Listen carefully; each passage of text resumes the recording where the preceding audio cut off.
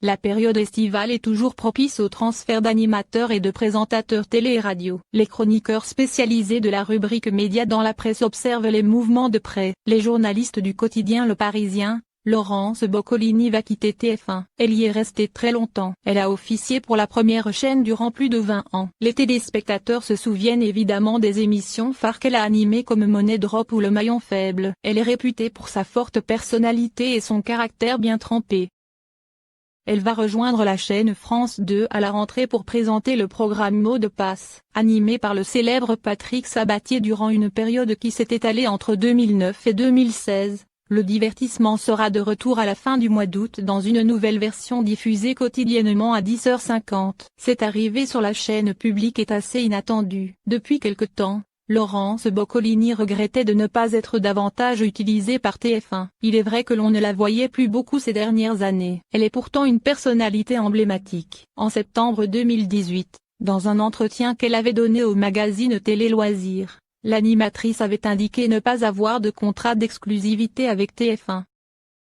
Je suis libre comme l'air, je n'ai plus de contrat d'exclusivité. Je me suis rendu compte que cela ne servait pas à grand-chose et avait peu de sens. Je n'aime pas être payée à ne rien faire. Ne pas travailler, c'était pénible à vivre, indiquait-elle alors. À part des émissions exceptionnelles comme le Grand Concours des animateurs, la présentatrice âgée de 57 ans était plutôt rare sur TF1 depuis plusieurs mois. Les téléspectateurs avaient pu la voir sur certains programmes tels Big Bounce Battle, un divertissement sur du trampoline, ou bien Je suis une célébrité, sortez-moi de là.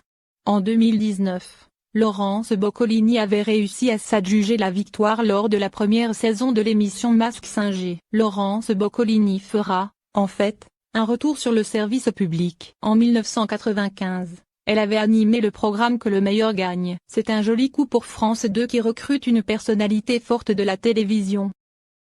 En ce milieu du mois d'août, la rentrée télé se prépare. Les émissions qui étaient en pause cet été vont reprendre pour la plupart à partir du lundi 31 août. Les talk shows seront de retour comme Quotidien animé par Yann Barthès ou Balance ton poste animé par Cyril Hanouna. Plusieurs fictions seront aussi diffusées sur les différentes chaînes. Côté divertissement, Koh-Lanta fera son retour fin août avec une formule inédite. Le programme devrait avoir de belles audiences, comme souvent.